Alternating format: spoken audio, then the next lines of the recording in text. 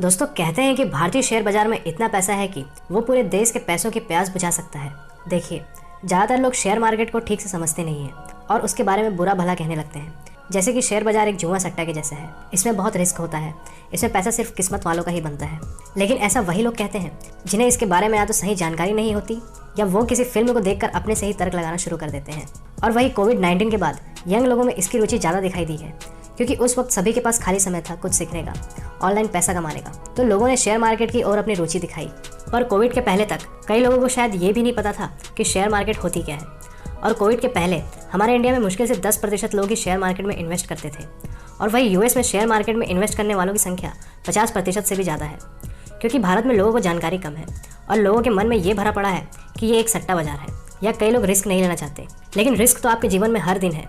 शायद आप जानते होंगे कि हमारे देश में महंगाई दर, जिसे इन्फ्लेशन रेट कहते हैं, वो हर साल 10% के रेट से बढ़ रहा है। यानी कि आज जो वस्तु 100 रुपये की है वो अगले साल 110 रुपये की हो जाएगी। और पेट्रोल डीजल के दाम तो आप सब देख ही रहे हैं। और हर आदमी अपना पैसा बैंक में डालकर ये सोचता है कि हमने सेविंग्स की है। पर बात को थोड़ा समझिए कि बैंक में पैसा जमा करने से वो बढ़ेगा तो बिल्कुल नहीं, बल्कि इस महंगाई के ज़माने में उल्टा घट जाएगा। क्योंकि सेविंग अकाउंट आपको 3% का ब्याज देता है, करंट अकाउंट तो कुछ देता ही नहीं। एफडी में भी आपको 5% ही ब्याज मिलता है, वो भी कुछ बैंकों में ही। और अगर आप अपने पैसों को बैंक, एफडी जैसे जगहों पर रखने का सोच रहे हैं तो इससे आप सालाना 5 से 6% घाटे में ही रहोगे। और रियल एस्टेट और गोल्ड में भी आपको 8 से 9% की ही रिटर्न मिलती है। लेकिन एक घर, जमीन और सोना खरीदने में आपको अच्छी खासी रुपयों की जरूरत पड़ती है, और इतना पैसा एक मिडिल क्लास फैमिली या फिर किसी स्टूडेंट के पास नहीं होती। बट आप शेयर मार्केट में मिनिमम बैलेंस से भी निवेश कर सकते हैं। सर वॉरेन बफेट, जिन्हें किंग ऑफ इन्वेस्टिंग कहा जाता है, जिनकी पूरी वेल्थ सिर्फ इन्वेस्टमेंट से ही ग्रो हुई है, उन्होंने ये कहा था कि मैंने इन्वेस्टमेंट महज 13 साल की उम्र में ही चालू कर दी थी, लेकिन मुझे लगता है कि मैंने इन्वेस्टमेंट काफ़ी देर में चालू किया। खैर, आपको सिर्फ थोड़ा स्मार्टली वर्क करना पड़ेगा, जिससे आप भी अपनी अच्छी खासी वेल्थ क्रिएट कर सकोगे। अब आते हैं हम मेन पॉइंट पर कि शेयर मार्केट आखिर क्या होती है और काम कैसे करती है। दोस्तों, शेयर मार्केट का मतलब है हिस्सेदारी बाजार, जहाँ पर शेयर का मतलब होता है हिस्सेदारी और मार्केट का मतलब बाजार। जैसे हम बाजार जाकर सामान, सब्जी वगैरह खरीदते हैं, वैसे ही शेयर बाजार में हम कंपनी के हिस्सेदारी को खरीदते और बेचते हैं। दोस्तों, अब बात करते हैं कि शेयर बाजार काम कैसे करती है। इससे पहले एक सिंपल एग्जांपल से समझते हैं। ये बिल्कुल आपके अपने बाजार जैसा ही है, या आप कह सकते हैं कि ये एक ऑक्शन मार्केट की तरह है। ऑक्शन मार्केट मतलब नीलामी बाजार, जहाँ कुछ यूनिक सामानों की नीलामी की जाती है और खरीदने वाला अपनी बोली लगाकर उस सामान को खरीद लेता है। अगर उस सामान की वैल्यू ज़्यादा है तो जिस इंसान की बोली सबसे ज़्यादा होगी वो सामान उसका हो जाएगा। दूसरे एग्जाम्पल में हम अपने सब्जी बाजार से समझते हैं। दोस्तों, ठंडी में अंडों की मांग ज़्यादा बढ़ जाती है, जिसे हम डिमांड कहते हैं, और वही गर्मियों में या कोई फेस्टिवल सीजन जैसे नवरात्रि, दिवाली के समय अंडों की कीमत सस्ती हो जाती है, क्योंकि इसकी मांग कोई नहीं करता और दुकानदारों के पास भी इसकी बहुत सी मात्रा पड़े रह जाती है। मतलब कि जिस वस्तु की मांग ज़्यादा है और सप्लाई कम है तो उस वस्तु की कीमत में वृद्धि होगी, और जस्ट इसके अपोजिट, जिस वस्तु की सप्लाई ज़्यादा है और डिमांड कम है उस वस्तु की कीमत घटेगी।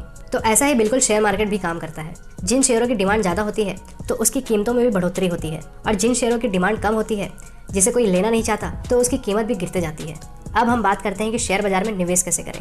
दोस्तों, भारत में प्रमुख 2 एक्सचेंज हैं। एक्सचेंज मतलब आप एक दुकान समझ सकते हैं, जहां भारत की कुल 5000 से भी ज़्यादा कंपनियों की शेयर खरीदारी और बिकवाली के लिए लिस्ट होती है।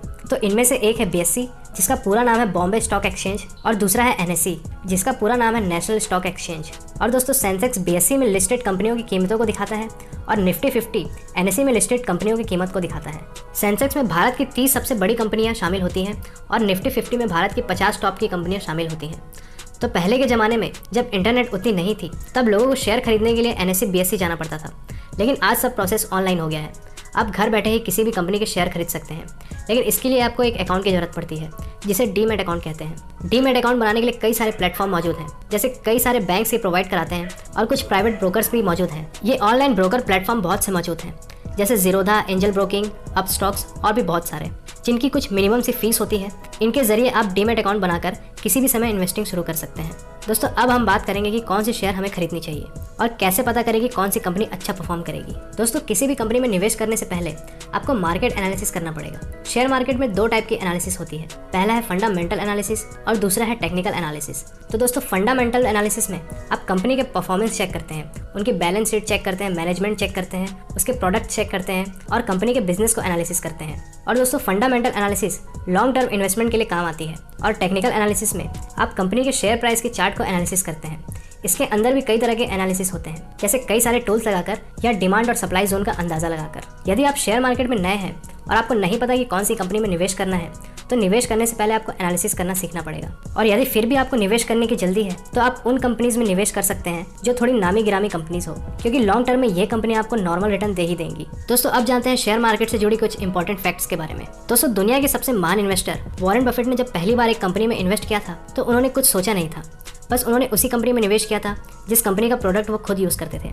लेकिन जब उन्होंने शेयर खरीदा तो अगले ही दिन कंपनी के शेयर प्राइस नीचे आ गए और कम से कम 6 महीने तक उन्हें कोई भी मुनाफा नहीं दिख रहा था। ऐसे में वो डरने लग गए थे और सोचने लगे कि क्या मैंने गलत कंपनी खरीद लिया या मेरा फैसला कहीं गलत तो नहीं था। तो ये डर उन्हें खाया जा रहा था। तो जब करीब 10वें महीने में कंपनी का शेयर प्राइस ऊपर आया तो उन्होंने अपने ही खरीदे हुए प्राइस पर बेच दिया, ये सोचकर कि चलो मुझे घाटा हो रहा था, इससे अच्छा मैं बिना घाटे और बिना फायदे के ही निकल जाता हूँ। लेकिन उनके बेचने के 1 हफ्ते बाद ही उस कंपनी का शेयर प्राइस 70% तक चढ़ गया था और ये देखकर वॉरेन बफेट बहुत दुख हुए और उन्हें सीख मिली कि मार्केट हमारे लालच और डर का परीक्षा लेता है। शेयर मार्केट उन लोगों के लिए बिल्कुल नहीं जो ये सोचते हैं कि 1-2 महीने में उन्हें अच्छा खासा मुनाफा हो जाएगा। मार्केट आपके पेशेंस और इमोशंस की परीक्षा लेता है।